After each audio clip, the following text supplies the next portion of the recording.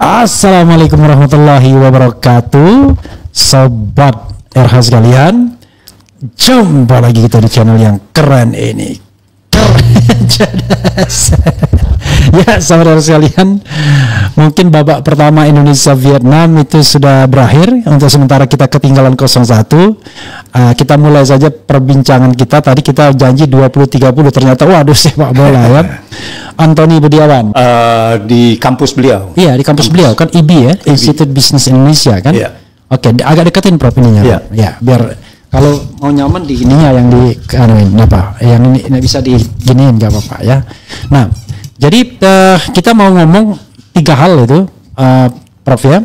Ngomong tentang ekonomi di era Prabowo ini, ya, refleksi dan prospek ya kan ke depannya. Kita tahu pertumbuhan ekonomi bahkan dibandingkan Jokowi yang masih kalah dengan SBY pun masih kalah rendah lagi kan. Sekarang 4, sekian, nggak nyampe 5. Ya. Padahal ambisinya double digit ya kan. Kemudian yang kedua kita bicara Tom Lembong. Karena saya lihat Prof agak gencar juga melakukan evaluasi terhadap vonis Tom Lembong ini. Ya. Yang ketiga kita bicara tentang ya mungkin serba sedikit tentang Kwi Kian Gi ya. Jadi saya ingin memulai dari itu Prof ya. Kita turut berduka dengan meninggalnya Kwi Kian Gi di usia 90 ya. 90 ya. Oh, luar biasa ya.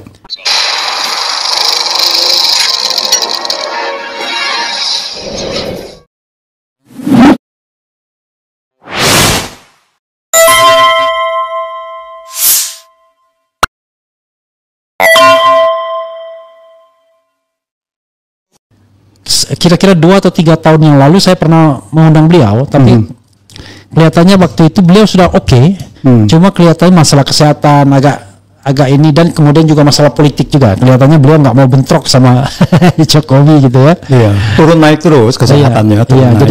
Jadi agak menahan diri, walaupun semangat tetap ada. Silakan Prof. Mungkin hal-hal yang Prof sampaikan terkait dengan Kwi Kian Gi ini, silakan. Iya, kita semua tentu saja kehilangan. Kita tahu ya bahwa beliau adalah ekonom yang sangat jujur. Tentu saja pemikirannya sangat tajam, dan yang terpenting adalah bahwa dia tidak pernah mementingkan dirinya dan jabatan. Dia hanya mencurahkan pikirannya, ilmunya hanya untuk kepentingan bangsa dan negara dan masyarakat Indonesia. Itu semuanya kita lihat bagaimana pergaulan Kwi Kian Gi dengan kawan-kawannya itu semua yang konglomerat tahun 80-an 90. Ada konglomerat yang dia tidak kenal. Bahkan dia tahun 82 dia itu dipakai untuk mendirikan Prasetya Mulia. Oh iya, terkenal sekali itu sekolah bisnis dan manajemen ya. Iya, itu yang pertama kali. Di Menteng ya, di Tugu Tani. Itu bukan, itu PPM itu. Oh PPM, Prasetya Mulia itu. Prasetya Mulia yang di Simatupang. Di Simatupang, ya, beda lagi ya. Nah dia MBA pertama di Indonesia. Dan beliau Pak Kwik yang bukannya di Kalibata juga dah waktu itu? Itu IPMI. Oh IPMI, beda lagi. Ya, Prasetya Mulia di Simatupang. Simatupang. Oke. Nah, jadi kita tahu pemikiran beliau itu adalah benar-benar seorang akademis gitu. Jadi dia setelah dia mendirikan Prasetya Mulia, dia memberikan foundation, landasan terhadap kurikulum itu bersama dengan profesor yang dulu kawan dia juga dari Belanda, dia panggil, dan mereka develop kurikulum. Dan kemudian di situ tahun 80-an Kwi Kian Gi sedang mengkritisi para konglomerat itu. Nah, jadi disitulah bahwa dia sedikit dikucilkan dari Prasetya Mulia, lalu dia mendirikan Sekolah Tinggi Ilmu Ekonomi IBI. IBI, Institut Bisnis Indonesia yang di daerah Jakarta Utara, Sunter ya. Oke. Nah, itu Prof ngajar di sana sampai sekarang atau sudah tidak lagi? Saya dari Belanda, saya ketemu Pak Kwik itu di Belanda. Lalu kemudian ditanya, "Ton, apakah mau balik atau tidak?" Saya baru mendirikan sekolah itu. Itu waktu baru masih groundbreaking gitu. Nah, terus saya bilang ya oke. Akhirnya saya ke sana balik dan saya sempat mengajar. Tapi kemudian beberapa tahun kemudian saya meninggalkan kampus karena saya ke Amerika. Dan terakhir beliau minta saya lagi menjadi rektor pada tahun 2011. Sampai 2015. Saya diminta perpanjang, tapi saya itu waktu menyampaikan kepada Pak Kwik, kita serahkan aja sama dosen-dosen karir di sana Oke. gitu kan, karena saya tidak karir gitu. Biar ada hope ya kan? Iya, karena saya tidak ada karir, jangan sampai dosen di sana itu merasa bahwa dosen karir itu tidak bisa menjadi rektor di sana yang tertinggi. Nah, kita kan harus rotasi tuh rektor itu dari sivitas akademis sana gitu. Nah, itu udah sampai 2015, tapi interaksi saya terus saja, kita sering diskusi ya. Per telepon dan sebagainya gitu. Sampai terakhir dia masih anggota PDIP atau sudah tidak lagi ya? Dia tidak pernah keluar dari PDIP. Oh, tidak pernah keluar ya? Oke. Walaupun kadang-kadang kritis terhadap PDIP ya. Itulah beliau. Ya. Jadi dia menceritakan apa yang ada pikirannya, salah ya salah, dianggap salah meskipun di situ adalah partainya sendiri gitu. Jadi tidak berpura-pura. Ya, Kak saya melihat ya kalau di modelnya sepertinya Prof. Antoni ini betul-betul mewarisi watak Kwik Kian Gi. Jadi beliau ini, sorry itu saya model Kwik Kian Gi ya kan, dari etnis Tionghoa kemudian justru menjadi orang yang kritis gitu-gitu. Jadi orientasinya bukan bisnis tapi pendidikan dan mungkin people atau social empowering gitu-gitu ya. Saya sedikit banyak ada pengaruhnya. Karena gini, saya pertama kali bergabung di perguruan tingginya. Lalu saya sering menulis. Dan saya melihat gaya-gaya penulisannya. Jadi di situ saya banyak yang meniru gaya tulisannya karena memang dipaksa untuk meniru. Karena saya ada beberapa artikelnya saya diminta untuk menulis. Jadi saya harus menyesuaikan nadanya dan sebagainya seolah-olah itu adalah Kwik Kian Gi. Oh, jadi Prof pernah jadi ghostwriter-nya Kwik Kian Gi ya? Ya, sebetulnya tidak bisa dibilang ghostwriter juga. Karena pemikiran dari dia sesungguhnya ya? Enggak, pemikirannya semua saya. Jadi saya diserahkan, itu waktu dia ada deadline, dia harus menyerahkan deadline itu. Itu waktu ada kolom di Kompas, yang namanya tinjauan pasar modal. Nah, terus dia sangat sibuk sekali pada akhir 89 atau 90. Nah, di situ dia bilang, tolong gini. Tapi akhirnya dia bilang pada Kompas, itu waktu rubrik ada tinjauan pasar modal. Pokoknya analisis Kwik Kian Gi itu memang luar biasa itu. Tinjauan pasar modal. Nah, di situ setiap Sabtu di halaman 3 dan itu ganti-gantian Dr. Syahrir dan Kwik Kian Gi. Nah, terus kemudian saya sering membuat beberapa artikel lah. Terus kemudian Dr. Syahrir mengundurkan diri. Nah, Pak Kwik langsung minta kepada Kompas, saya yang mengisi. Nah, itu waktu saya belum dikenal sama sekali, tentu saja ini siapa gitu. Lalu Pak Kwik secara open kepada Kompas, dia tanya, ini bagaimana tulisan ini, penilaian Anda? Ya ini kan Pak Kwik yang nulis. Dia bilang, this is completely Antoni yang nulis. Dan saya dikasih di situ. Setelah itu rubrik ganti-gantian Kwik Kian Gi, Antoni Budiawan, Kwik Kian Gi dan Antoni Budiawan Cara itu. Nah, itulah mau tidak mau itu terpengaruh jalan pikiran karena kita menulis, lalu jalan pikiran dia yang kita adopsi. Sehingga kritisi dan kritisnya dan sebagainya ya mungkin menular gitu. Saya rasa itu yang membuat itu. Dan memang saudara sekalian, Prof. Antoni ini luar biasanya adalah energi menulisnya luar biasa pokoknya. Kalau bidang ekonomi politik beliau, tapi kalau bidang hukum itu namanya Rizal Fadilah. Jadi hampir setiap hari dia nulis. Ada juga sebenarnya Roy Suryo itu juga luar biasa. Nulis terus juga itu. Tapi yang paling diantara semua ini yang paling luar biasa Rizal Fadilah karena nulisnya pakai HP. Saya juga pakai HP. Pakai HP. Pakai HP juga. Saya bayangkan kalau dia bisa pakai laptop atau apa. Laptop nggak bisa tuh karena nggak ini aja. Nggak familiar. Kita tergantung. Jadi kalau laptop kan kita nggak bisa bawa kemana-mana. Ini kan kalau saya lagi di mobil, lagi di apa, tinggal kan bisa pakai iPad. Iya, saya tidak begitu terlalu ini dengan iPad. Familiar ya? Ada, saya familiar. Tapi terlalu besar buat saya untuk dibawa-bawa. Nah, Prof adalah problem choice, pilihan. Kalau Rizal Fadilah itu bukan choice, dia nggak bisa yang lain. Nggak bisa yang lain. Ada lagi, Damai Hari Lubis yang lebih gawat lagi. Dia nulis kayaknya diserahkan ke orang lain untuk ngeditnya karena dia nulis juga di HP atau apa. Damai Hari Lubis siapa? Pokoknya nggak. Atau yang lebih senior lagi dulu Hakim MK namanya Marwara Siahaan. Itu menghidupkan komputer aja nggak bisa. Tapi begitu jadi Hakim MK, dia salah satu hakim generasi pertama yang saya anggap cemerlang. Punya paradigma, padahal modalnya ngidupin komputer aja nggak bisa. Sampai kemudian kemana-mana bawa laptop. Itu Marwara Siahaan luar biasa. Dari ketika masuk di MK, dia S1 coba. Tapi keluar MK jadi dokter. bener-bener dokter. Pak Jim yang bimbing pada waktu itu kalau nggak salah dari Undip beliau ya. Oke. Jadi kalau begitu saya juga punya pengalaman. Kalau saya bukan begitu. Pengalaman saya tidak sebutkan lah orangnya karena sekarang orangnya jadi pejabat publik. Jadi sering sekali dia diminta Kompas nulis, tiba-tiba dia lagi sibuk atau lagi stuck, dia kasihkan aja tulisan yang mungkin masih kurang 2 paragraf tuh, kamu isi aja. Saya isi aja. Mungkin 2 paragraf terakhir atau paragraf tengah, pokoknya gitu udah. Kadang-kadang nggak sempat ya. Nah saya terus terang Prof, saya juga beberapa kali nulis di Kompas ya, tetapi setelah saya ini itu nggak pernah lagi nulis. Jadi terakhir saya rajin menulis itu ya di bawah tahun 2000. Di bawah tahun 2020 ya, awal-awal Jokowi 2014 masih sering saya nulis. Saya bahkan ada beberapa yang saya bukukan gitu.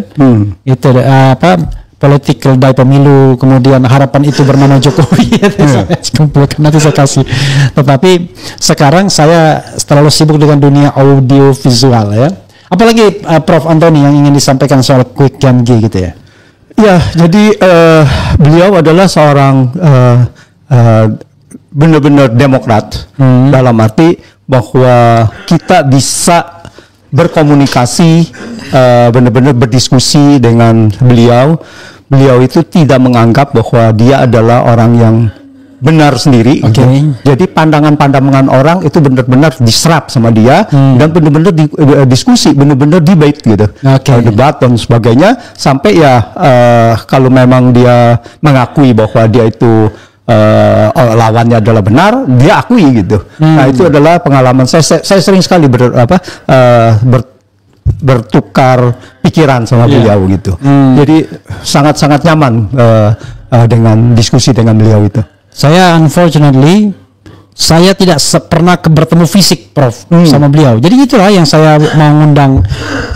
Dia tertarik untuk datang, dilihatnya channel saya, channel yang ya kira-kira sama lah dengan arus dia kan, kritis, oposisional gitu. Tapi tadi karena soal kesehatan, soal kondisi yang merasa tidak, kan waktu itu tahun 2020, 2021, 2022 ancaman terhadap aktivis itu kan gila-gilaan kan. Dan saya kira ya kita maklum lah kalau orang-orang tua kan sudah tidak mau lagi disibukkan dengan panggilan polisi atau apa gitu. Nah itulah salah satu. Itu beberapa waktu yang lalu Pak Quick itu pernah diinterview oleh Pak Abraham Samad. Itu datang ke kampus dia di studio Pak Quick. Nah setelah itu beliau memutuskan tidak ditayangkan. Nah dia tidak menceritakan kepada Pak Abraham Samad kenapa. Pak Abraham Samad sebetulnya mengatakan ini bagus gitu. Tapi dia mengatakan kepada saya bahwa di dalam interview itu dia maunya adalah lebih ke pemikiran-pemikiran secara akademis ya mengenai apa itu sih korupsi, kenapa sih dan sebagainya gitu. Bukan politik bukan politik praktis yang ada sekarang gitu. Nah, kemudian tentu saja Abraham Samad bertanya juga lah bagaimana dengan ini menyinggung-menyinggung lah sedikit ya, dia terpancing tentu saja untuk menjawab gitu kan, tidak mungkin di dalam interview itu dia tidak menjawab gitu. Dan kalau terlalu akademik tidak menarik kalau sepanjang waktu ya kan. Itu dia. Nah terus pada saat itu dia setelah dia melihat lagi terus dia minta ke saya tolong bilangin Pak Abraham Samad juga, dia bilang katanya coba tolong jangan ditayangin. Alasannya adalah itu, dia tidak mau disibukkan dengan hal-hal yang tidak perlu gitu. Saya dengar misalnya Profesor Sofyan Effendi dalam usia 80 tahun itu ada yang menginformasikan entah benar atau enggak 12 jam diperiksa polisi. Kita nggak ngerti dalam kaitan apa, tapi pasti ada hubungannya dengan statementnya. Walaupun barangkali kasus lain yang ditanyakan, tapi kan dalam tanda kutip sebentuk ancaman gitu kan, bentuk pressure gitu. Ya itulah. Jadi Pak Quick udah tahu persis bagaimana politik-politik yang ada di sini kan, pelakuan itu. Jadi bikin repot orang gitu. Jadi kadang-kadang orang nggak takut, tapi dibikin repot gitu. Seperti 12 jam diperiksa, sementara kondisi fisik juga nggak begitu sehat. Saya lihat kemarin itu yang TPWA itu kan ada yang aktivis kena penyakit gula, kursi roda, kakinya dibebat karena luka itu ya karena dia dipanggil sebagai saksi ya dia datang nggak mangkir walaupun harus pakai kursi roda dan kemudian dibebat kakinya ya karena kena penyakit gula. Karena kalau orang kena penyakit gula, makin dia kena pressure, stres, dia makin naik dia. Oke, kita beranjak ke topik kedua ya, Prof. Antoni ya. Topik kedua ini soal concern Anda akhir-akhir ini soal Tom Lembong. Tom Lembong ini kalau saya katakan barangkali salah satu tragedi penegakan hukum di Indonesia. Ya, dari banyak tragedi, bukan hanya satu tragedi, tapi ini kalau di kata Ari Yusuf Amir itu, kalau logika hakim atau jaksa ini yang dipakai, hati-hati dengan kalian para pejabat ya. Sekarang kalian enak-enak, nanti 10 tahun lagi kalian akan dibuka kebijakan kalian lalu kemudian dikriminalisasi. Silakan Prof mau mengambil dari sisi mananya Tom Lembong sebelum kita bicara soal yang sangat penting soal pemerintahan Prabowo ini. Silakan Prof. Ya, sebetulnya saya tidak sependapat kalau bahwa logika hakim ini akan dipakai kepada semua pejabat. Ya. Karena memang untuk ke depannya ya. Karena memang ini tujuannya adalah kriminalisasi Tom Lembong. Jadi yang lain aman-aman aja. Kalau mereka mau menerapkan itu, banyak pejabat sekarang kita yang sekarang pun masih menteri itu harusnya sudah terseret gitu. Iya, apalagi kemarin Ketua Komisi Kejaksaan mengatakan sebenarnya menteri yang lain juga mau diperiksa, cuman kan backingnya kuat gitu. Nah itu dia, ini kan udah benar-benar tebang pilih kan. Iya. Tapi sebetulnya itu juga cuma alasan saja gitu. Dan begini, dari awal kita lihat, saya menceritakan sedikit kronologis lah ya. Iya. Yang menurut pengamatan saya, tetapi saya langsung mempunyai strong opinion bahwa Tom Lembong itu sudah dinyatakan akan diperiksa, diancam akan ada sprindik. Ya, surat penyelidikan. Ya, surat perintah untuk penyelidikan. Nah, di situ pada Oktober 2023. Oke, Oktober 2023 setelah 2023. pendaftaran Pilpres tuh. Setelah pendaftaran dan setelah dia menjadi tim sukses dan co-captain malah. Iya, oke. Ya.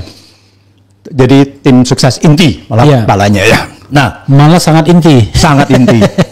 Nah, setelah itu Pilpres berjalan terus dan tentu saja kita tahu siapa pemenangnya, dan kemudian Tom Lembong baru diperiksa lagi, nggak pernah diperiksa, baru pertama kali diperiksa yaitu Oktober lagi 8 Oktober 2024 langsung ditahan. Jadi jadi hampir setahun lah gitu ya. Nah, terus di situ 8 Oktober, 16 Oktober diperiksa kedua. 22 Oktober ketiga, dan di situ sudah ada pergantian presiden, 20 Oktobernya, dan kemudian 29 Oktober ditahan pemeriksaan keempat. Nah, menarik, jadi di sini menarik ya. Ya kan? Jadi di sini kalau pemeriksaan 8 Oktober diforsir untuk diperiksa Tom Lembong, berarti di sini ada agenda politik yaitu dari Jokowi. Presiden dari Jokowi. Terakhir soalnya. Iya. Oke, kayak malah dendam pribadi nih kayak kesannya ya. Iya, jadi memang ini adalah harus ditarget kan gitu. Nah, jadi kemudian bahwa ini saya tulis bahwa beberapa setelah Tom Lembong ditahan itu saya sempat ada 4 tulisan saya melihat dari beberapa angle. Nah, terus yang anehnya adalah bahwa Tom Lembong didakwa pada saat itu merugikan keuangan negara 400 miliar.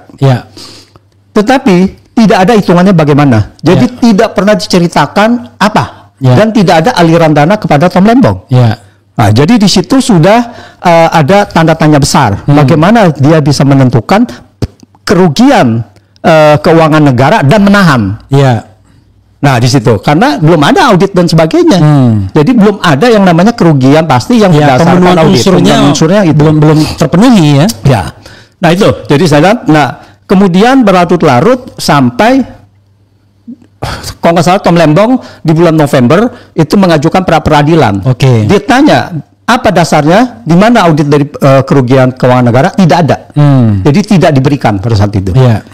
Nah, setelah itu Januari baru sebentar pra peradilannya ditolak. Itu yang membedakan kalau Anda jauh dari kekuasaan. Karena pada saat yang bersamaan dulu ada wakil menteri yang dituding menerima suap. Kemudian pra peradilan menang. Ada gubernur yang katanya tertangkap tangan tapi lari, mengajukan pra peradilan menang. Giliran Tom Lembong yang tidak di orbit kekuasaan kalah, ya kan? Dan memang begitulah sekarang. Itulah jadi negara kekuasaan lah. Iya, intinya kan gitu. Nah di situ kemudian baru ada audit selesai dan kasusnya baru dilimpahkan kepada sekitar awal Maret, 6 Maret baru dilimpahkan ke pengadilan. Nah itu 6 Maret. Jadi selama itu adalah tidak ada. Jadi kalau kita kemudian lihat bahwa pengadilan itu Februari kalau nggak salah. Awalnya satu itu pada sidang pertama itu kalau nggak salah 6 Maret. Maret ya. 6 Maret. Oke. Bahwa pelimpahannya mungkin aja di akhir Februari ya. 25 Februari itu tertanda bahwa ada surat dakwaannya. Surat dakwaannya gitu. Oke. Nah, disitulah. Jadi lalu kemudian sampai dengan nah di sini dari hasil audit ini sangat mencurigakan. Jadi awalnya Tom Lembong dinyatakan merugikan keuangan negara sebesar 400 miliar. Ya. Dari hasil audit kemudian menjadi 578 miliar. Dan kemudian yang menjadi tanggung jawab dia adalah 515 miliar. Ya. Kenapa tanggung jawab dia? Karena yang lainnya itu adalah bukan BUMN. Ini adalah BUMN yang dapat sebagai kerugian negara gitu. Nah, di situ ada dua unsur. Ada dua unsur, yaitu pertama adalah dua unsur kerugian negara. Pertama adalah katanya harganya belinya kemahalan. Nah, terus yang kedua dari kalau nggak salah dari 8.900 ke 9.000 itu ya. Dia belinya 9.000, harusnya menurut jaksa adalah 8.900. Ya, itu harga HPP-nya. HPP. Ya, harga jadi pokok petani itu ya. Iya, jadi harga patokan. Harga patokan petani. Nah, jadi harga patokan ini di tingkat petani tapi dianggap sebagai harga maksimum. Iya. ini sudah ini. Tapi yang kedua, komponen kedua adalah mengenai pajak. Ada satu bea masuk dan yang dua itu komponen dari pajak dalam rangka impor. Yang ada dua komponen yaitu PPH, pajak penghasilan impor, pajak penghasilan pasal 22 ya. Pajak import lah kita bilang. Pajak import dan satu lagi PPN import. Nah, pajak import dan PPN import ini adalah pajak dibayar di muka. Nah, jadi udah selesai dalam satu masa gitu, udah diperhitungkan. Mau berapapun itu nggak menjadi masalah gitu. Dan juga bea masuk itu bagian dari biaya gitu. Jadi tidak menjadi. Dan hakim pun melihat bahwa ini adalah tidak pasti dan bicara teknisnya adalah tidak pasti dan tidak nyata. Artinya ditolak lah bahwa dan itu akhirnya bukan kerugian dalam negara. putusan klaim bea impor atau pajak impor itu dibuang, bukan kerugian keuangan negara. Jadi satu-satunya kerugian itu kelebihan bayar itu aja. Kelebihan bayar. Ya, itu 194 miliar. Kelebihan bayar plus PPN gitu. Nah, justru di sini adalah 8.900 menurut dakwaan dari jaksa yang kemudian ditelan mentah-mentah oleh hakim. Itu 8.900 adalah sudah termasuk pajak. Yang kalau sebelum termasuk pajak ya dibagi 10%-nya itu. Jadi 8.100 lah hampir. Ini juga tidak benar gitu. Karena pada saat itu gula adalah barang kena pajak gitu. Jadi tidak ada bahwa HPP itu tidak pernah include pajak gitu. Selalu itu exclude pajak. Itu namanya harga dasar yang menjadi pengenaan pajak itu. Nah, itu kalau dihitung-hitung kata lawyer, kalau dihitung-hitung pakai versi hakim, ini versi hakim bukan versi salah benarnya. Itu sebenarnya cuma 19,4 miliar aja katanya. Benar. Kalau dihitung-hitung, tapi itu pun salah juga. Tapi maksudnya kalau dia pakai versi hakim tentang kerugian negara lebih bayar itu cuma 19,4 miliar gitu. Jadi intinya adalah sebetulnya benar bahwa seandainya bahwa begini. Jadi apakah benar HPP adalah harga maksimum? Peraturannya ada di mana yang menyatakan itu? Tidak pernah ada dasar hukumnya yang menyatakan HPP adalah harga maksimum. Nah, itu. Terus yang kedua, itu kan harga patokan. Harga patokan. Jadi maksudnya kalau ibaratnya kalau tinggi jangan ketinggian, rendah jangan kerendahan, kan kira-kira begitu kan? Harga patokan adalah benar bahwa itu perkiraan diharapkan itu harga segitu. Average lah, average akan segitu. Tetapi faktanya realisasinya tidak pernah segitu. Pada tahun 2016 rata-rata setahun itu 20% di atas harga yang terjadi, 20% di atas harga HPP. Bahkan di bulan Juni dan bulan Juli itu harga yang terjadi, yang terbentuk ya, Juni-Juli 2016. 2016. Harga yang dibeli kepada petani dari petani itu 50% dan 54% di atas HPP. Oke. Ini kan sudah membuktikan bahwa HPP bukan harga maksimum dan bukan harga wajib diikuti. Iya. Nah, kalau seandainya harus diikuti, berarti BUMN, PTPN, RNI yang membeli tebu dengan harga yang 50% di atas HPP, berarti merugikan keuangan negara. Iya. Nah, ini satu. Dan lagian juga itu kan mekanisme pasar ya, separuhnya ya. Iya, karena melalui lelang. Iya. Nah, jadi kalau melalui lelang, kita tahu bahwa itu tidak mungkin bisa ditetapkan. Iya. Nah, itu.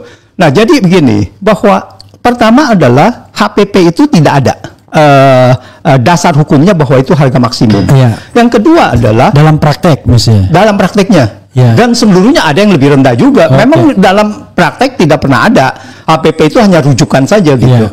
Nah, terus yang ke realisasinya harga itu lebih tinggi, tahun 2014 lebih rendah gitu. Itu terjadi gitu.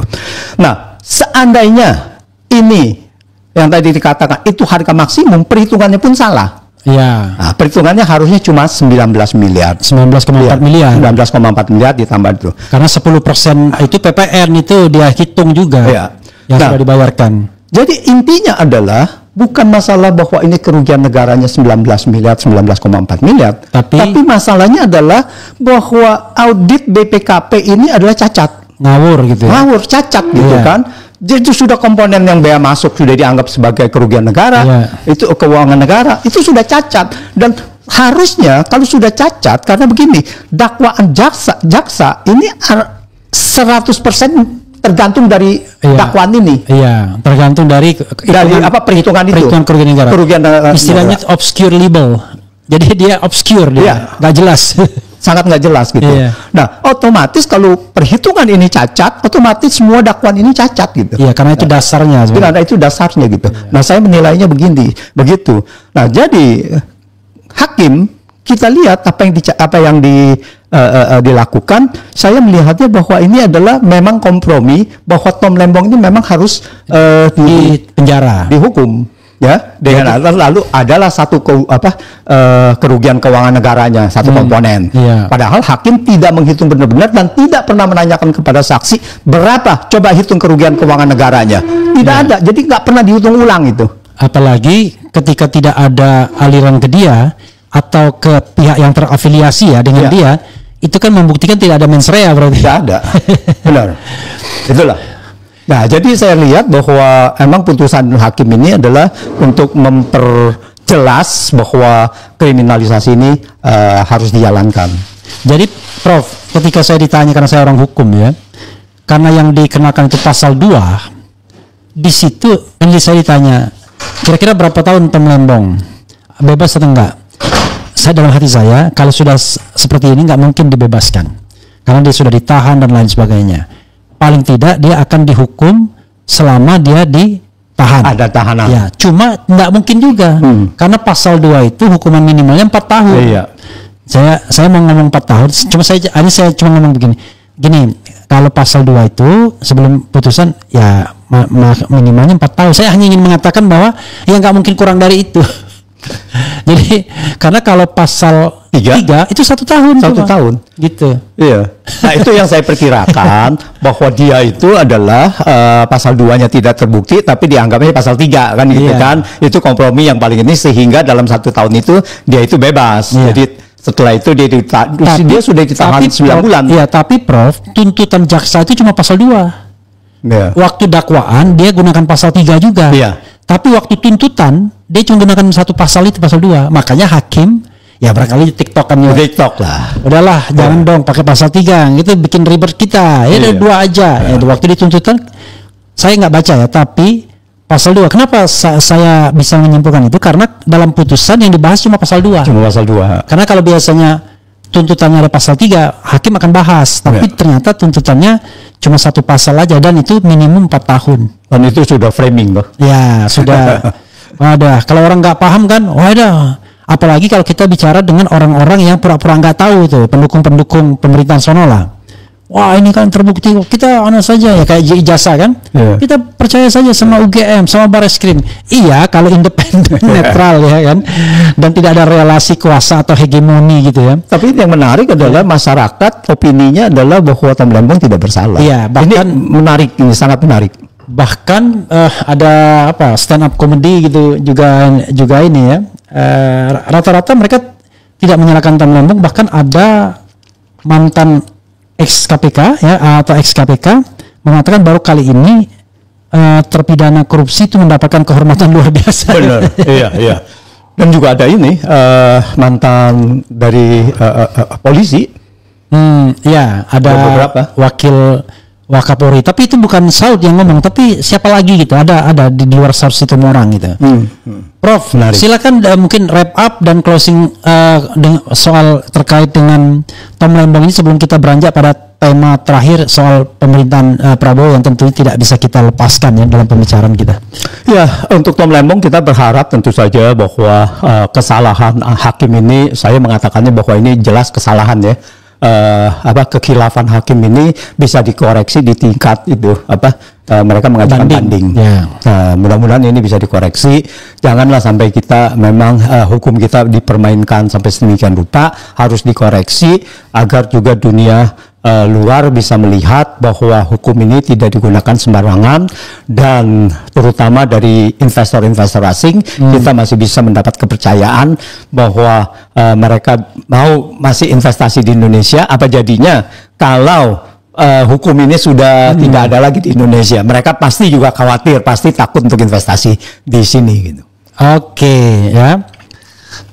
Karena logika yang dikembangkan itu ya kalau misalnya diterapkan ke tempat yang lain memang gawat sekali. Tapi karena ini memang incaran ya, barangkali hanya berlaku buat Tom Lembong aja ya for the time being. Oke, Prof, ini yang tidak kalah pentingnya soal ekonomi zaman Prabowo ini. Kita betul-betul ingin sebuah ukuran yang seobjektif mungkin melihat Prabowo. Karena kadang-kadang begini, kan dua saja jenis manusia di Indonesia terhadap Prabowo.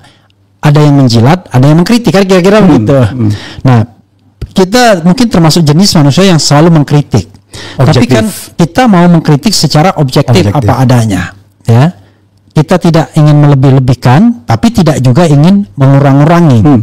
Nah, saya ingin Prof. Antoni betul-betul melihat sebenarnya bagaimana sih kontur ekonomi Indonesia era Prabowo ini. Ada prospeknya enggak? Apa ada enggak cita-cita dia yang dia muat dalam paradoks Indonesia, kalau kita mau sejahtera, pertumbuhan ekonomi sudah double digit katanya kan? Ada enggak kita menuju kepada Indonesia emas dan lain sebagainya dari sektor ekonomi aja? Karena itu bidang Prof. Antoni yang barangkali bisa dipertanggungjawabkan. Silakan, Prof. Iya, kita selalu mengkritisi bukan hanya pada Prabowo ya, waktu zaman Jokowi juga kita mengkritisi, tetapi dengan objektif juga. Apa yang dimaksud dengan objektif? Di sini kita menceritakan dengan angka-angka. Angka-angka itu bercerita. Jadi kalau ada yang tidak setuju, itu kan bisa dilihat dari asumsi angka itu dan sebagainya. Itulah yang melihat. Kalau kita hanya bicara saja tanpa ada data di belakang itu, maka kita bisa dibilang ini adalah kebencian dan sebagainya. Tapi yang saya lakukan selalu mesti ada angka. Karena bukannya hanya karena saya mau ini, tetapi karena begini, ekonomi tanpa bicara angka itu adalah nggak bisa kita jadikan patokan gitu. Nah, jadi kalau kita bicara, wah tingkat kemiskinan nggak berhasil, nah kenapa nggak berhasil? Nah, itu ada angkanya kan gitu. Selama Jokowi misalnya tingkat kemiskinan cuma turun 1,6% saja selama 9 tahun gitu.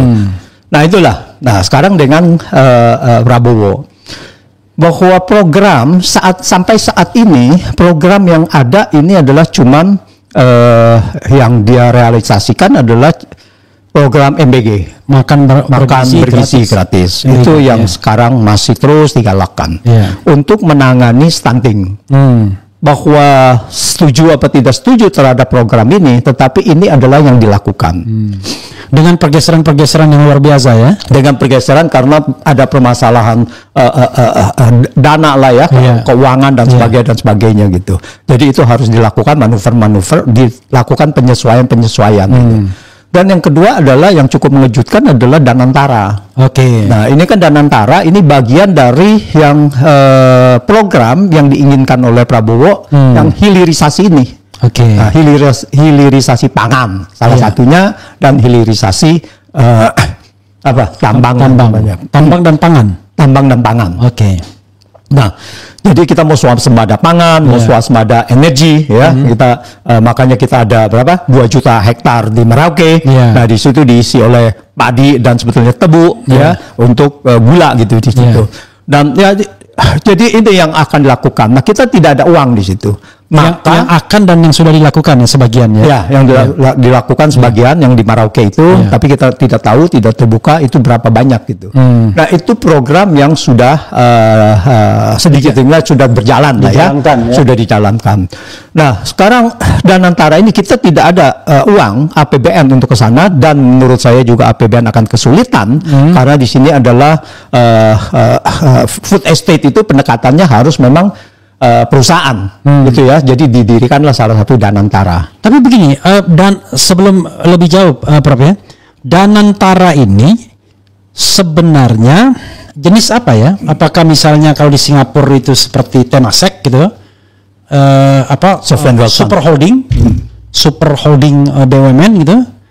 Tapi apakah dia kalau di sini dibilang sovereign wealth fund gitu?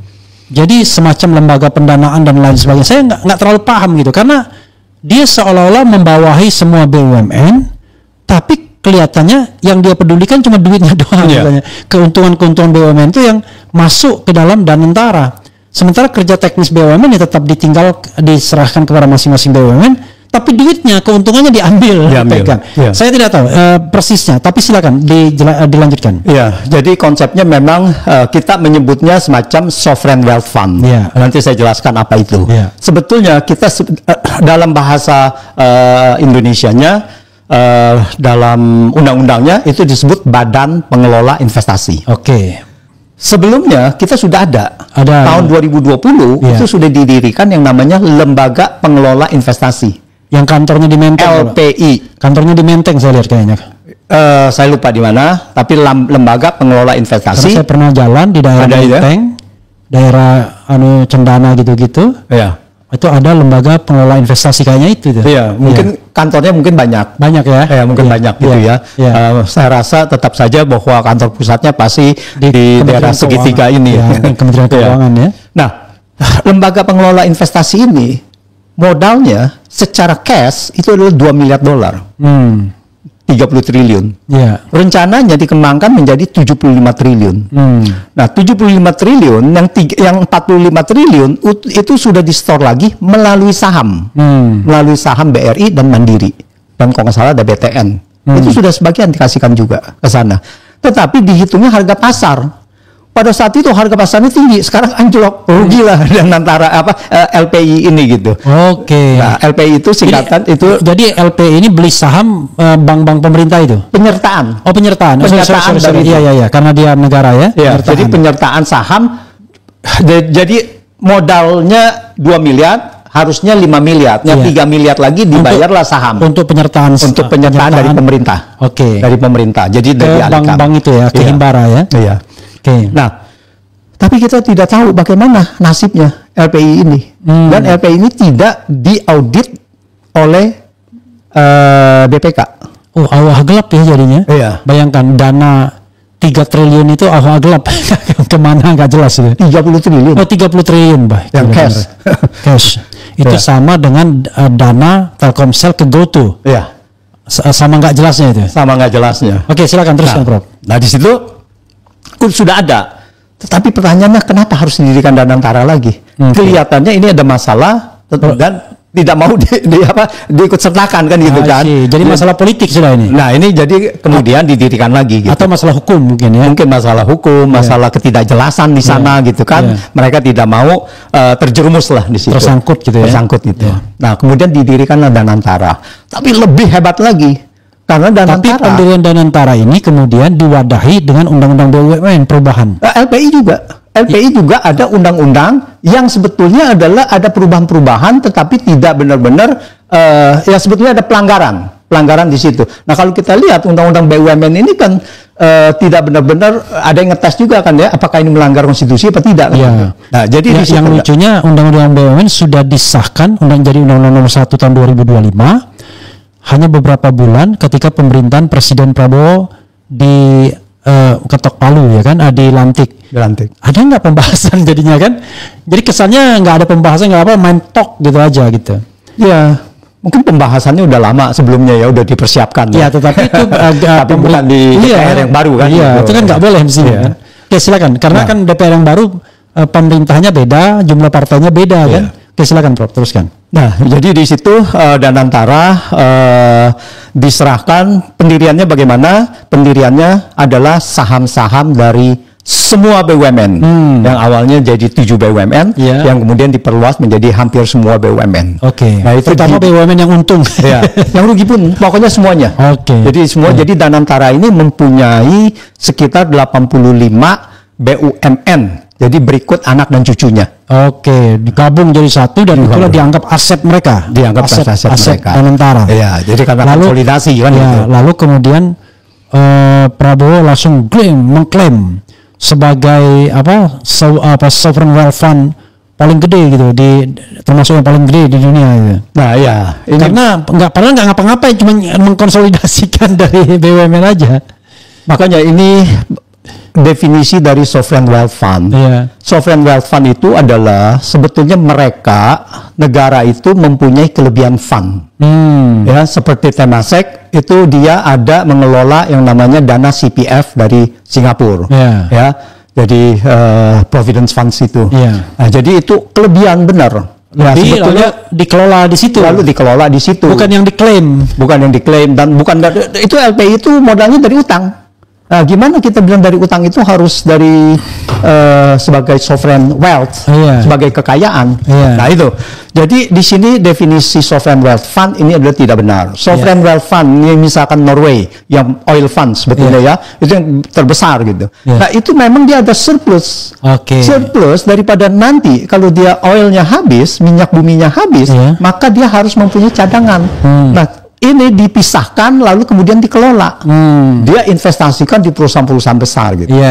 Nah, kita di sini adalah malah bukan kita investasikan ke tempat lain, tapi mengutang gitu. Nah, kita itu mengambil justru dari yang lain dan mengutang juga. Iya, jadi mengutang pertama adalah dari dana dari BUMN dan dana dari asing sebagai lembaga namanya juga Badan Pengelola Investasi. Dia mau mengelola investasi dari fund-fund asing. Nah, itu. Dan kemudian bahwa dia juga menarik pinjaman, utang untuk membiayai proyek-proyeknya yang mungkin sekarang ini belum cukup gitu kan.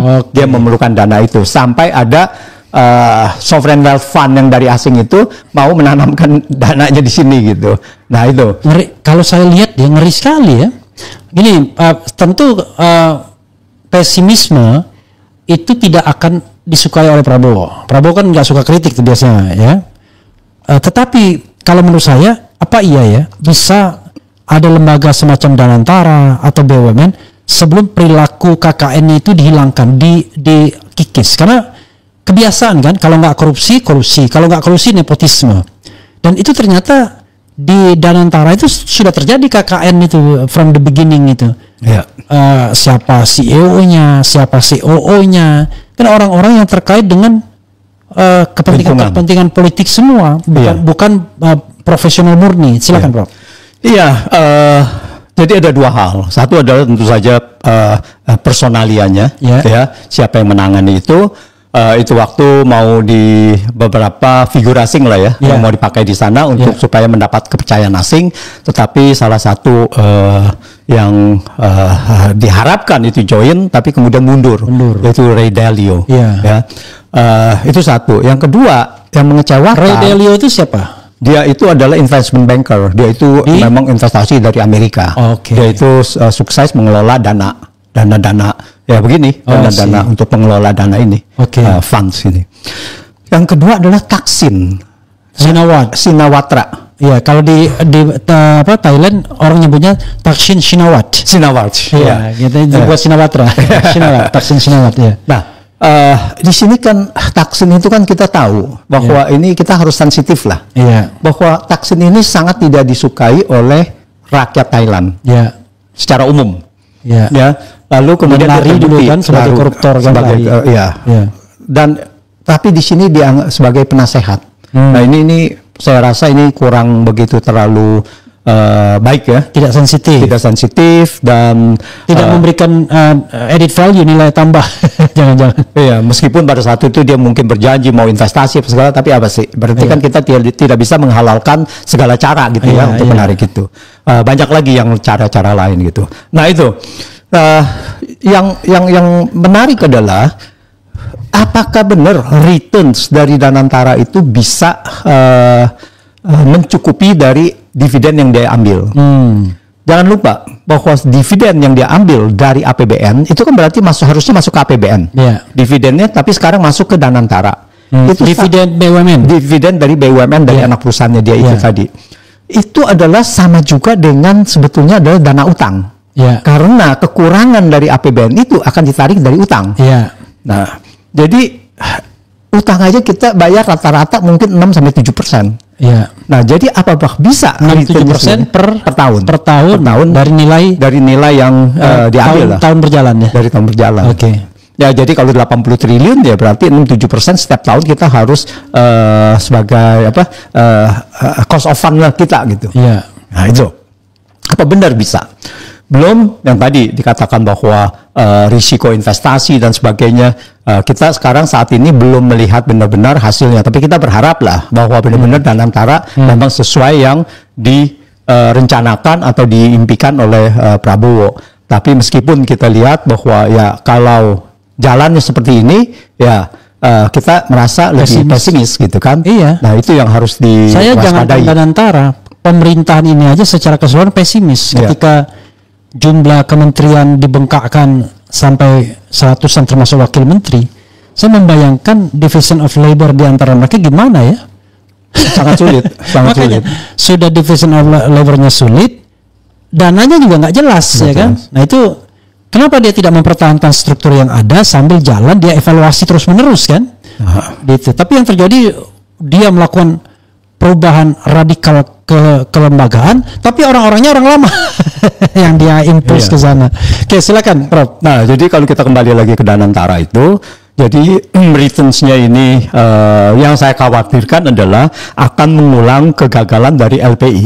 Itu sudah ada contoh. LPI gagal gitu. LPI itu waktu itu Erlangga Hartarto kalau nggak salah yang frontlinernya ya. Enggak, itu waktu adalah Luhut. Sebetulnya yang benar-benar menginisiasi ini Luhut dan Jokowi langsung. Dan secara ex officio adalah Kementerian BUMN di situ. Kementerian BUMN ya? Iya, secara officio itu pengawasnya adalah Kementerian Keuangan dan sebagainya. Memang triangle Jokowi, Luhut dan Erick Thohir ini nggak terpatahkan, terutama selama COVID gitu ya. Dan penasehatnya itu ex officio Kementerian Keuangan, Menteri Keuangan itu. Jadi dia bertanggung jawab, sama juga bertanggung jawab kepada presiden. Dan di sana kita tidak ada, di dalam undang-undang BUMN kita itu tidak ada yang namanya lembaga pengelola, itu nggak ada. Badan hukumnya lembaga itu tidak ada. Lembaga itu di bawah kementerian. Dia bersatu dengan APBN. Nah, itu yang namanya lembaga. Bukan lembaga pengelola investasi, seolah-olah BUMN tapi bukan BUMN gitu. Nah, inilah yang pertama kali sebetulnya yang saya katakan bahwa ini yang melanggar sebenarnya undang-undang BUMN ini. Dan lucunya misalnya Danantara ini tidak boleh diaudit, tidak bisa diaudit. Tidak bisa diaudit BPK kalau nggak salah ya. Iya, itu salah satu. Jadi bukan objek audit BPK. Itu LPI begitu juga. Jadi ini mengulang saja yang saya katakan. Enak banget gitu ya. Iya. Dia kalau nggak salah LPI itu ada diaudit oleh Pricewaterhouse, oleh audit firm lah. Oleh auditor independen. Auditor independen gitu. Iya.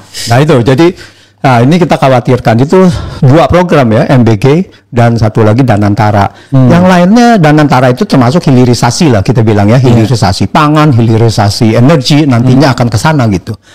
Di luar dari itu kita belum melihat kebijakan-kebijakan apa yang bisa meningkatkan pertumbuhan ekonomi. Nah ini belum kelihatan gitu.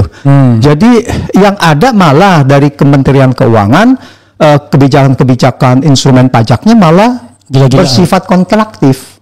Dalam arti dia memajaki, menambah pajak-pajak lain. Sekarang kan cukup aneh.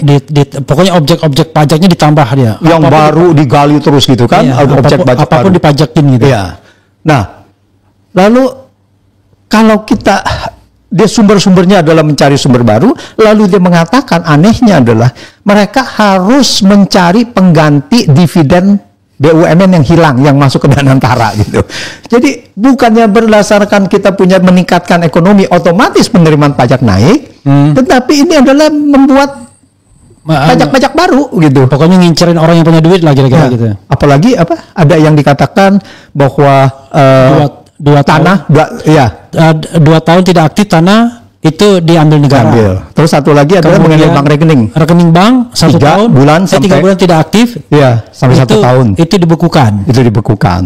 Tetapi kalau rakyat tidak punya kerjaan seumur hidup dibiarkan. Nah sebetulnya gini, rasionalnya apa? Bahwa ada uang di bank 3 bulan sampai 1 tahun itu tidak aktif maka dibekukan. Ya ada yang malah mengatakan bahwa ini akan diambil lah apa segala gitu ya, dibuat dorman. Sebetulnya ada alasannya, Bang Refli. Alasannya adalah supaya Anda itu membelanjakan uang. Biar supaya menstimulasi mengenai pertumbuhan ekonomi. Begitu juga dengan lahan. Dalam 2 tahun Anda itu harus benar-benar bikin produktif. Nah, kalau kita bicara lahan itu kan biasanya adanya di lahan pertanian. Ya, lahan-lahan yang buat kita inilah produktif lah. Bukan lahan yang kita untuk ada tanah 200 meter kemudian diambil gitu kan. Nah, dia juga nggak tahu bahwa itu aktif atau tidak aktif gitu kan. Nah, itu. Jadi saya rasa ini adalah memang dasarnya adalah untuk meningkatkan pertumbuhan ekonomi.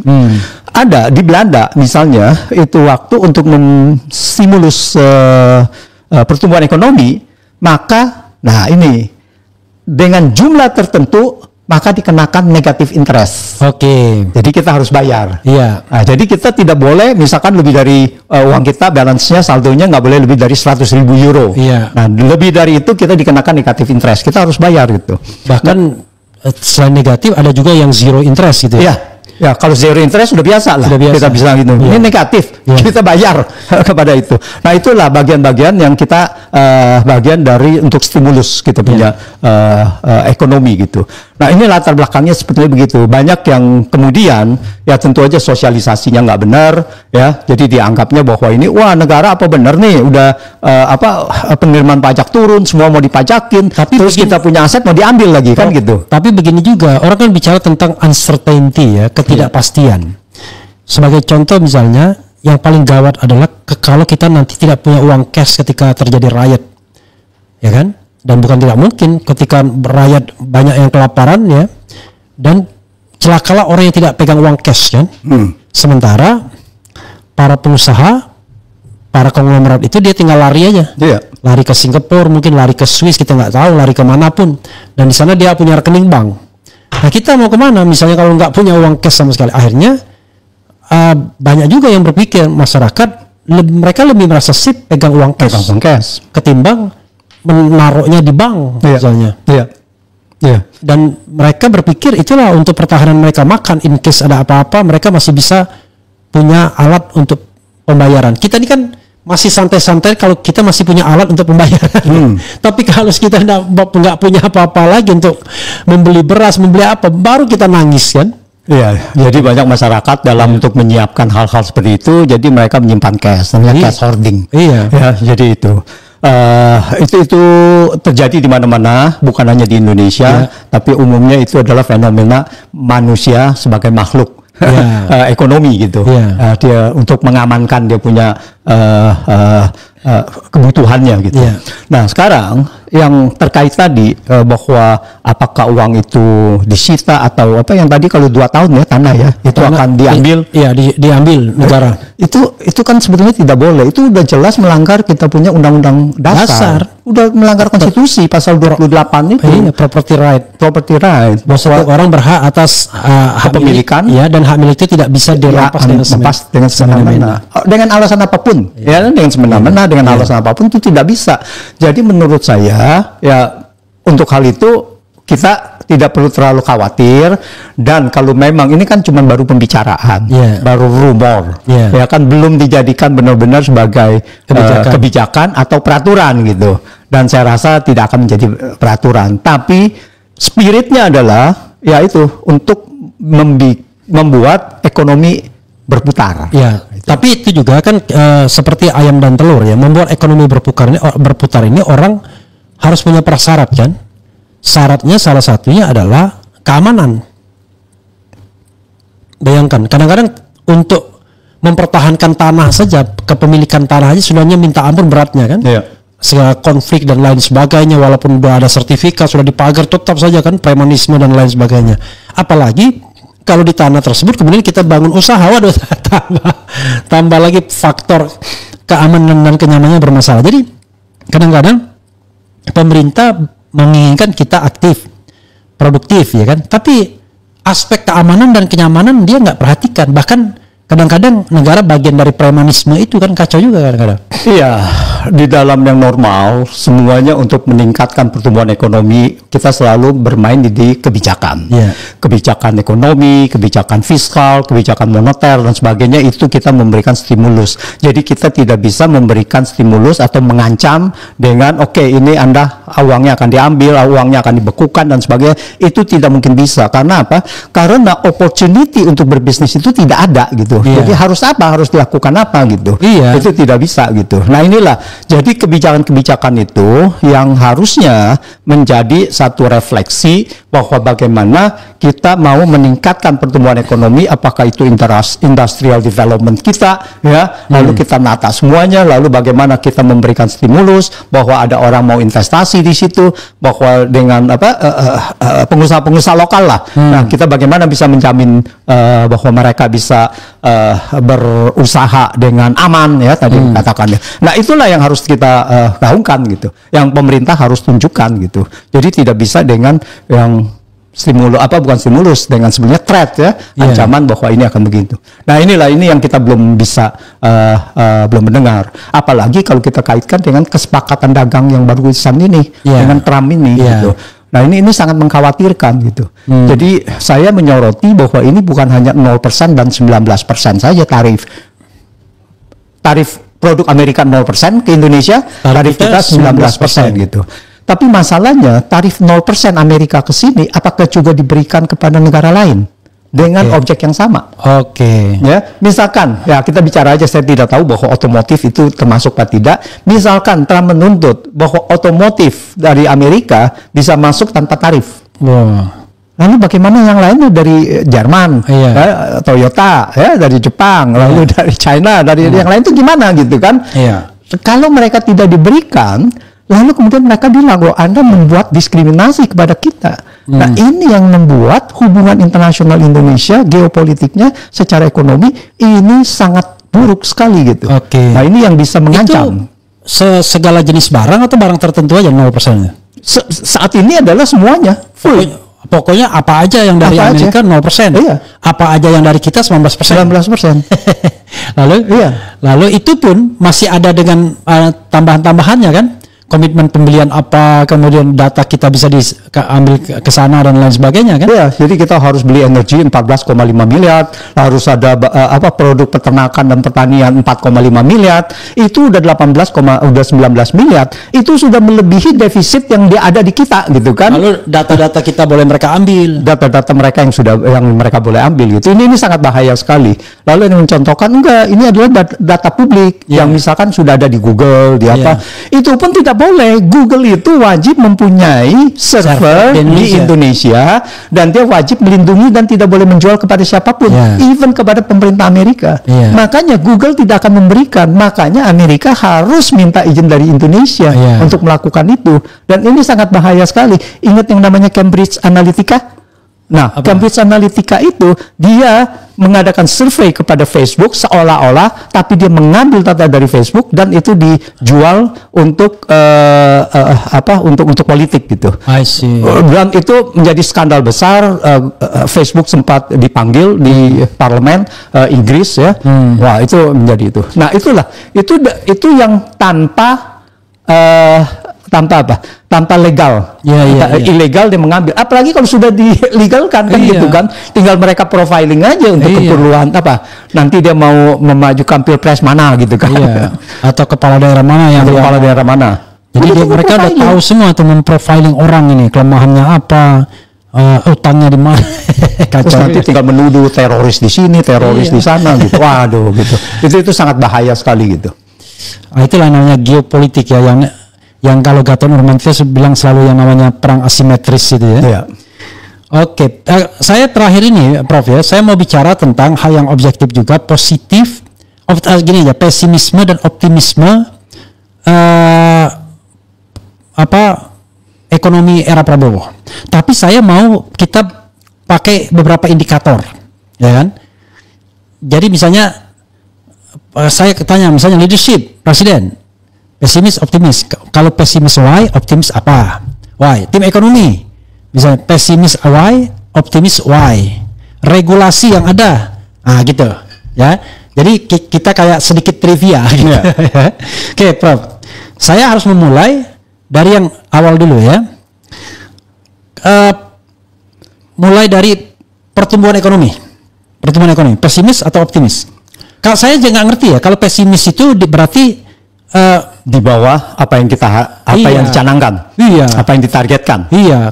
Kalau optimis berarti tercapai target minimal. Saya nggak tahu targetnya berapa. Ya, targetnya kan kalau untuk tahun ini targetnya adalah 5,7 atau 5,8, di atas 5 ya. Di atas pemerintahan Jokowi rata-rata.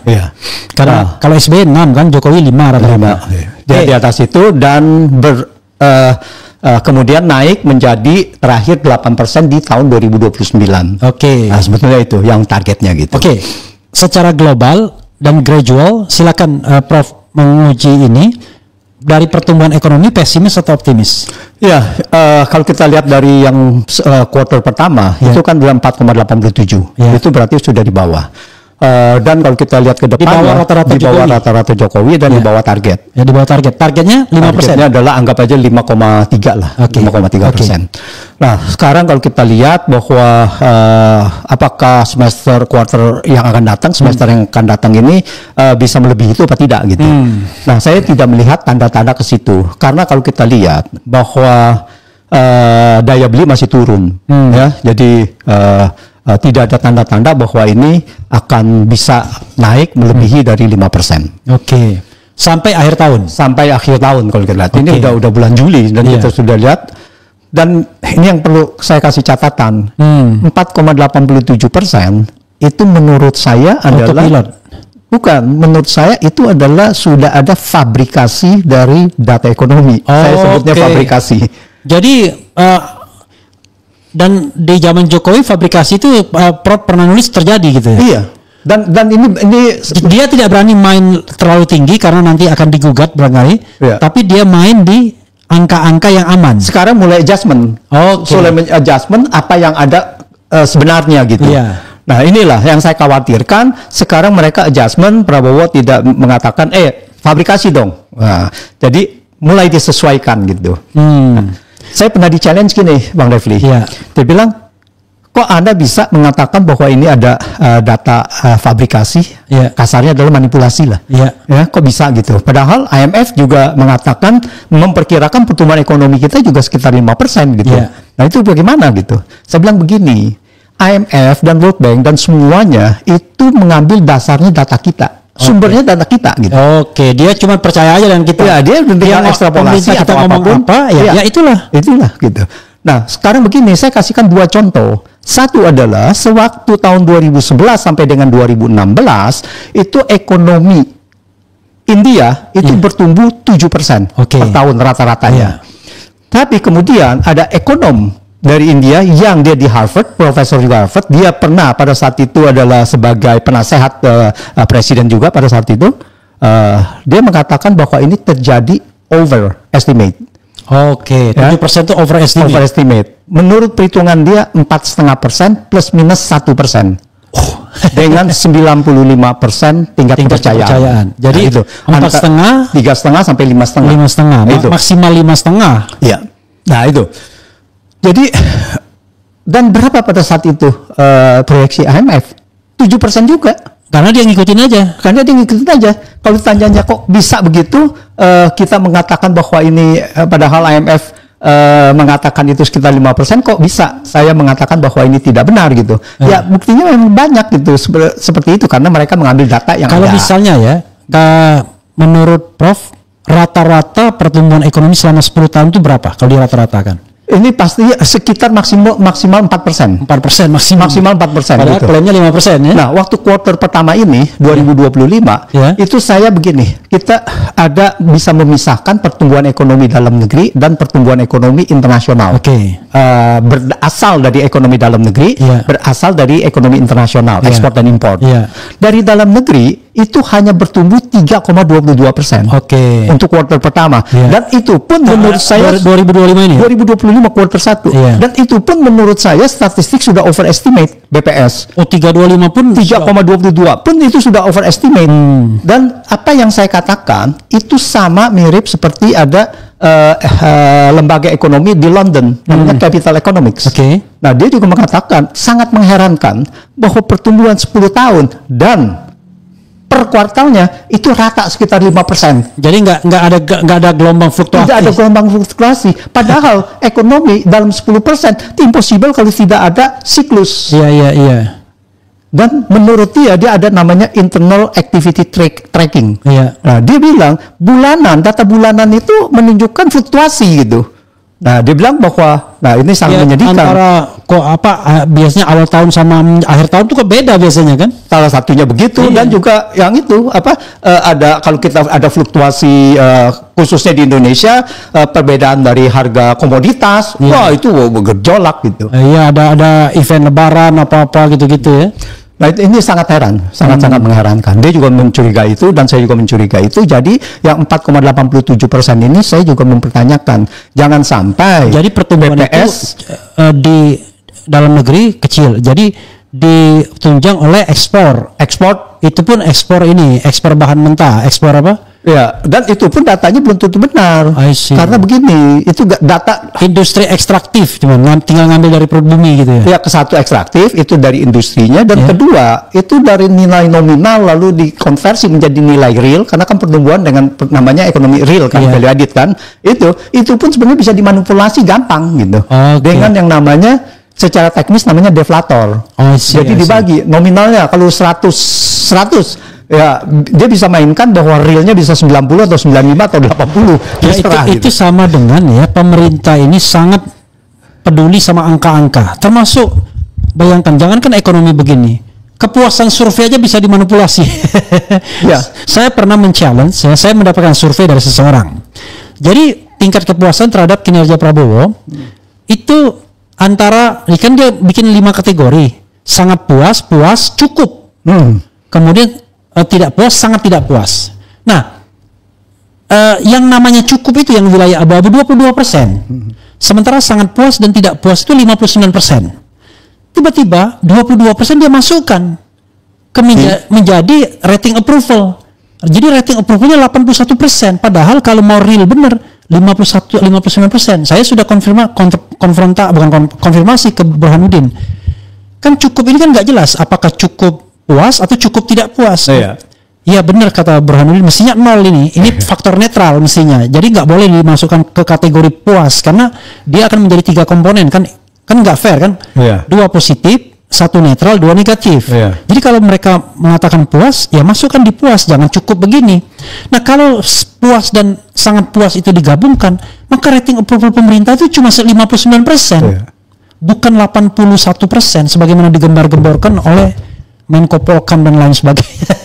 Makanya saya bilang jangankan pertumbuhan ekonomi yang agak sophisticated seperti itu, yang begini aja bisa dimanipulasi gitu. Oke, silakan teruskan. Iya, jadi kalau kita lihat bahwa dari pertumbuhan ekonomi ini, saya belum bisa melihat ada kebijakan-kebijakan yang bisa mendongkrak itu. Oke. Dan malah the midterm sampai 2029 8% gimana? Ini tentu saja bahwa saya sendiri pernah menulis dan sewaktu saya ada di dalam tim ekonomi Prabowo 2019 ya. Itu saya mengatakan pertumbuhan ekonomi 8% bukannya impossible. Ya. Itu bisa gitu. Bisa. Jadi itu bisa dicapai, tetapi tentu saja harus ada kebijakan-kebijakan yang kita bisa kasih lihat sampai bisa segitu gitu. Oke. Nah, saya belum bisa melihat bahwa ada kemampuan dari tim ini until now ya. Until now gitu. Yeah. Gitu. Makanya itu kita tidak bisa mengekstrapolasi sampai dengan 2029. Minimal tahun inilah. Minimal tahun ini. Akhir gitu. tahun ini. Yeah. Oke. Itu fair itu menurut saya. Nah, yang berikutnya adalah tim ekonomi. Tapi kalau kita bicara tim ekonomi, tolong Prof. Antoni tunjukkan jabatan apa aja yang menurut Prof. strategis untuk pertumbuhan ekonomi ini. Tim ekonomi yang sekarang ini kan kurang lebih sama. Saya bicara tentang bukan pertumbuhan ekonomi yang persentase tadi, tapi secara keseluruhan. Iya, kalau kita lihat tim ekonomi yang ada sekarang ini kan hampir sama dengan yang ada di Pak Jokowi kan. Menko-nya sama. Ya, Menteri Keuangannya sama, dan Kementerian Perindustriannya juga kurang lebih, perdagangannya kurang lebih, perdagangan juga kurang lebih gitu. Jadi kurang lebih pertaniannya juga sama, Amran kan, SDM juga kurang lebih. Nah, jadi gitu. Jadi saya melihatnya bahwa dobrakan apa pada saat itu ya begitu saja gitu kan. Kenapa kalau dia bisa buat sekarang pertumbuhan ekonomi 8% gitu, kenapa waktu dulu tidak di tempat dia kemarin-kemarin gitu. Nah, yang kritikal ini kan sebetulnya tim ekonomi ini yang melakukan produksi. Ya, kalau Kementerian Keuangan itu sebetulnya nothing. Dia cuma menjaga kasir dan sebetulnya kebijakan fiskal. Bagaimana memberikan stimulus, menjaga satu industri bisa bertumbuh baik, ya, melindungi dari serangan-serangan produk asing. Tapi malah dengan adanya kesepakatan dengan Trump kan berarti dia udah gagal sama sekali. Ya, dia tidak melindungi gitu. Saya melihat bahwa kebijakan di sektor pertanian ini kita akan ada masalah besar gitu. Kita akan kalah persaingan gitu. Dan banyak seperti sewaktu kita industri gula kita sewaktu kita buka, import kita naik besar sekali gitu.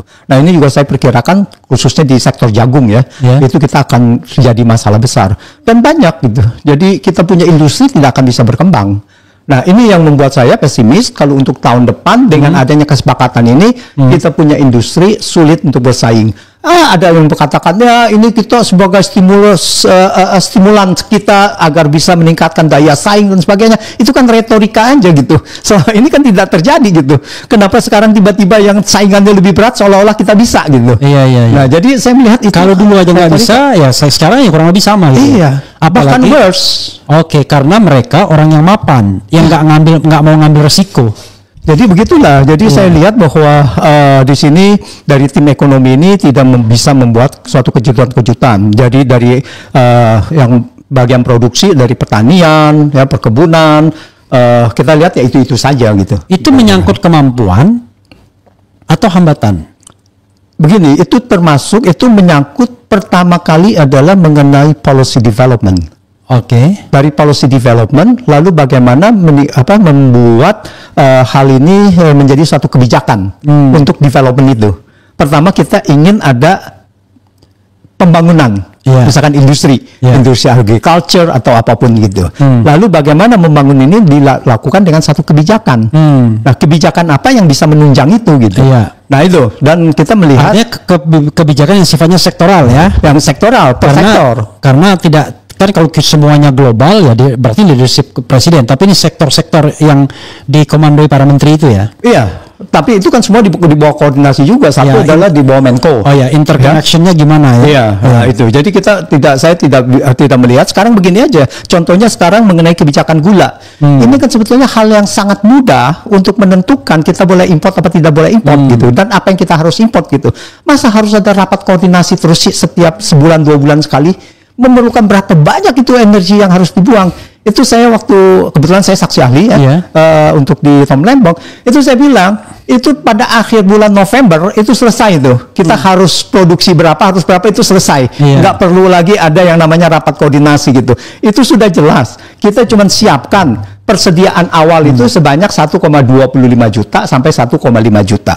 Lalu di bulan November kita bisa tahu berapa produksi kita dan berapa konsumsi kita. Karena produksi gula kita kan turun naik kan tergantung dari panen.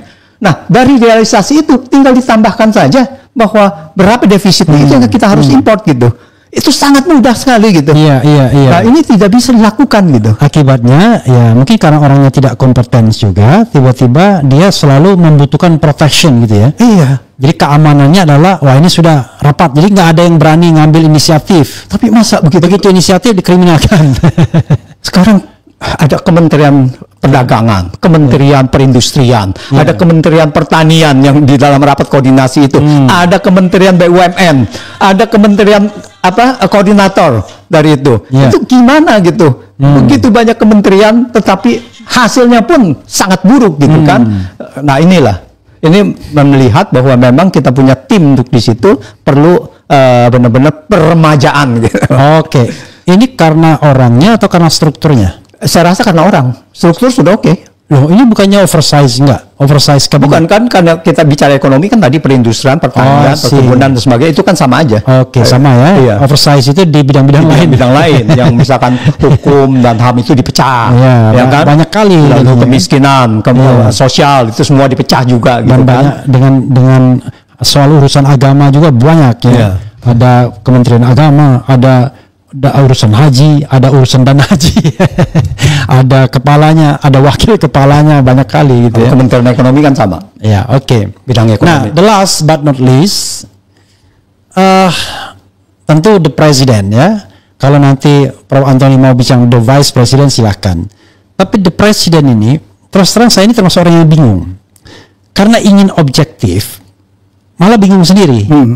Tidak ingin dianggap benci, malah bingung sendiri. Tapi sebelumnya orang seperti saya ya punya latar belakang begini.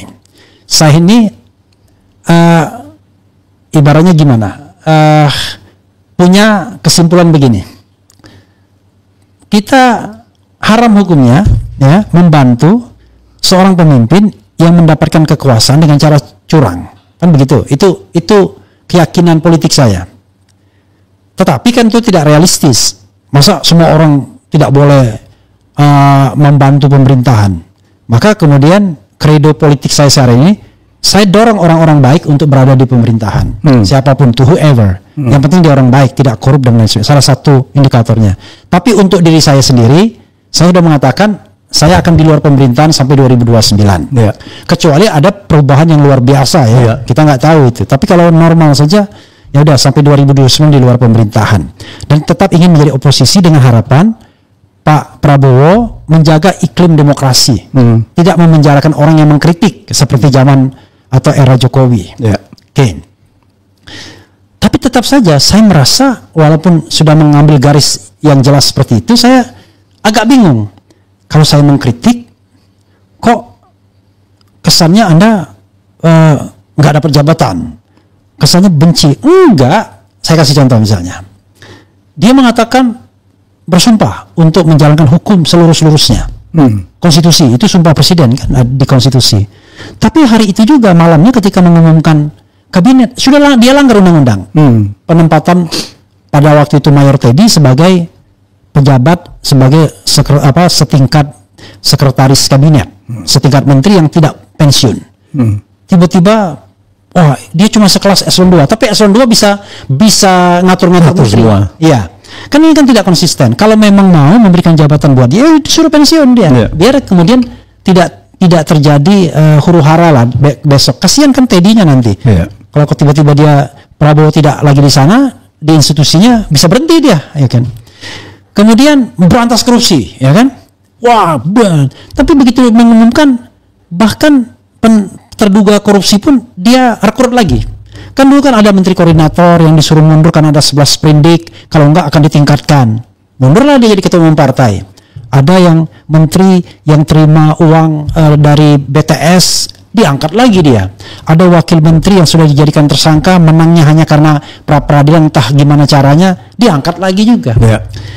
Ini kemudian kalau lihat pidato-pidatonya, makin kesini makin mengejek orang-orang yang berusaha kritis terhadap pemerintahannya kan. Padahal baru yang kritis sedikit doang. Indonesia gelap lah dan lain sebagainya. Dan orang-orang yang di era pemerintahan juga tidak hanya para menteri yang diangkat, tapi orang-orang yang nggak jelas, sorry ya, wah dengan kualifikasi apa, pendidikannya apa, dijadikan semua komisaris apapun masuk di semua lini itu. Saya akhirnya udahlah, daripada saya berpendapat, coba Prof. Antoni, is she the leader, ya kan? Ataukah dia the dealer? I don't know exactly. Coba silakan, Prof punya ruang untuk menilai Prabowo, leadership Prabowo, terutama in economy, within at least 8 months ya, atau 9 months ini. Silakan, Prof. Ya, saya rasa kita sebetulnya sepandangan mengenai hal itu. Kita melihatnya ini semacam ada anomali ya di dalam pemerintahan Prabowo ini. Tapi di lain pihak, saya masih ada begini. Kita mengetahui bahwa apa yang dihadapi Prabowo ini memang ada satu hambatan karena ya hasil pilpres dan apapun itu, dan juga dengan adanya Gibran sebagai calon sebagai wakil presiden dia gitu. Nah, tapi sampai sejauh mana hal ini adalah menjadi beban dia di dalam pemerintahan dia. Ini yang kita harus menyuarakan terus.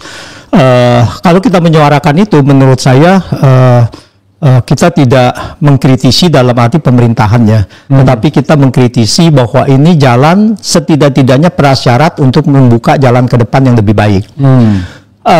Nah, saya melihat optimisme itu sebagian itu memang sudah ada ke situ, yaitu mengenai setidak-tidaknya ada kasus korupsi yang besar-besar pun terbuka gitu, yang seharusnya yang sebelumnya itu tidak mungkin bisa terbuka.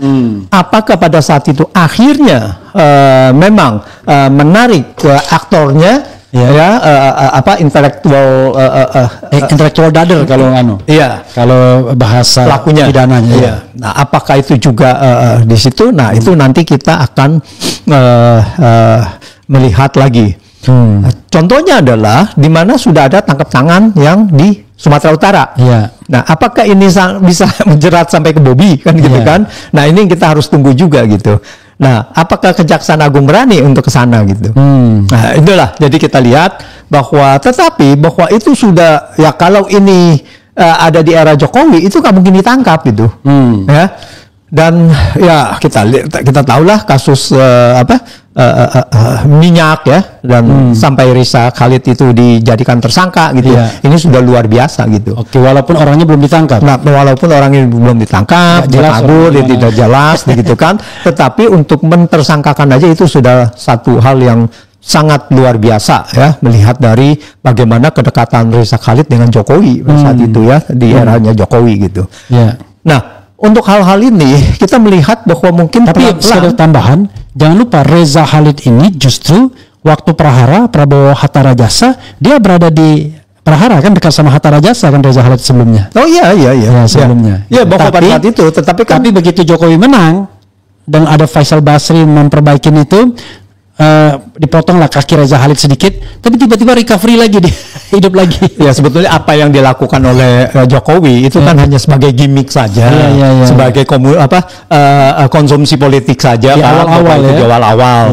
Nah, saya rasa bahwa pengusaha itu akan mendekat kepada penguasa, apakah dulu Prahara, apa itu nature lah, pengusaha ya. Nah, itu bisa saja. Sama juga the nature of penjilat juga begitu. Begitu juga. Siapapun yang akan menjadi penguasa, dia akan jilat. Gitu.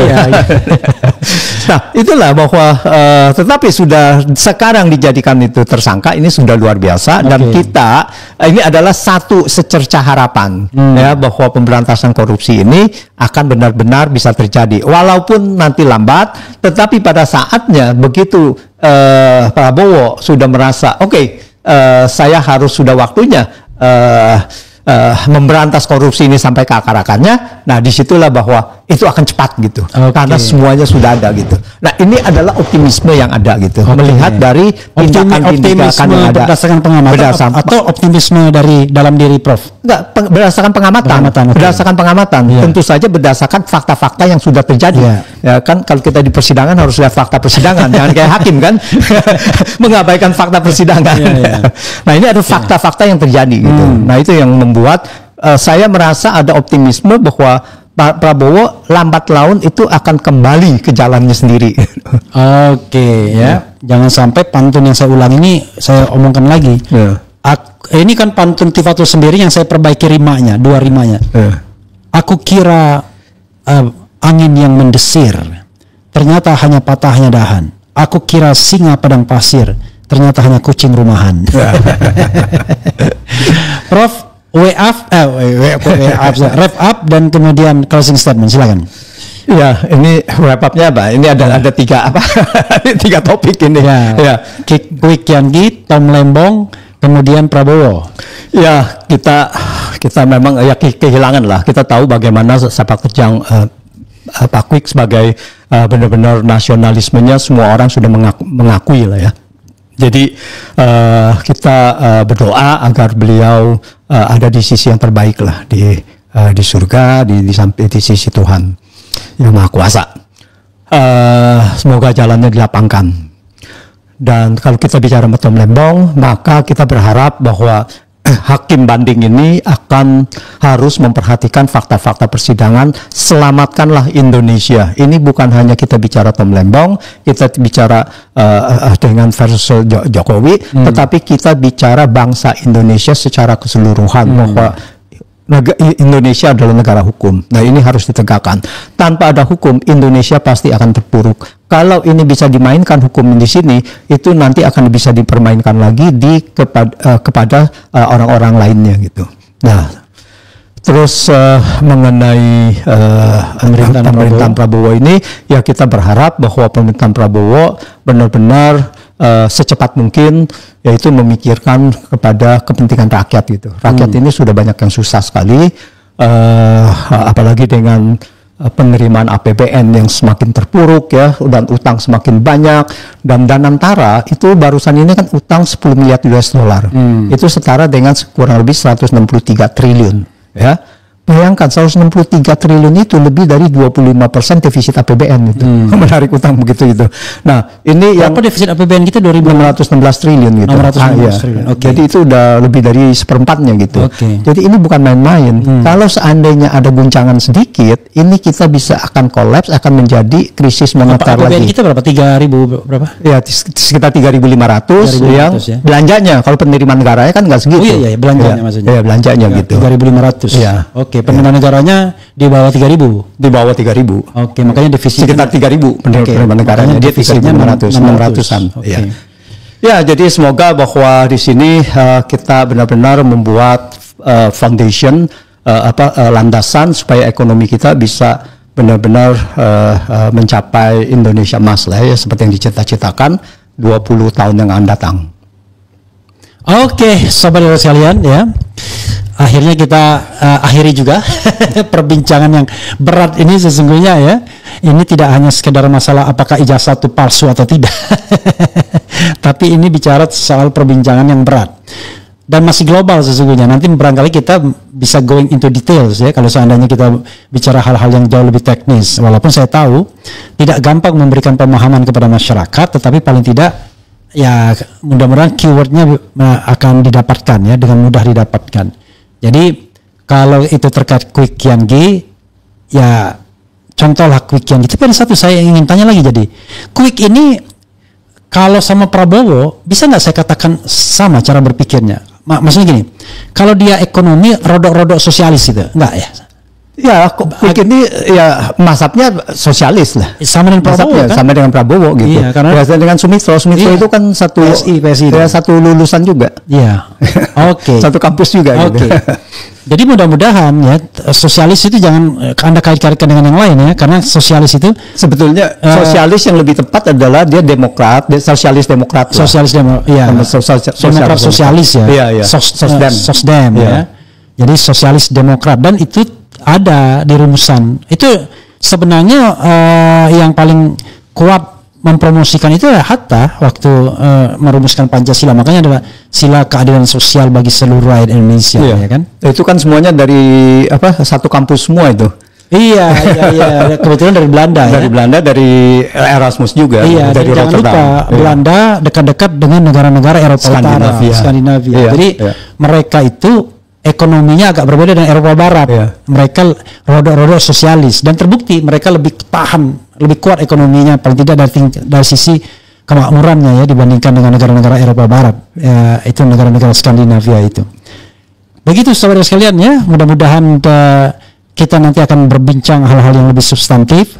Saya tahu Anda pusing, nggak apa-apa, yang paling penting kita menyampaikan hal-hal yang baik. Wassalamualaikum warahmatullahi wabarakatuh. Keren.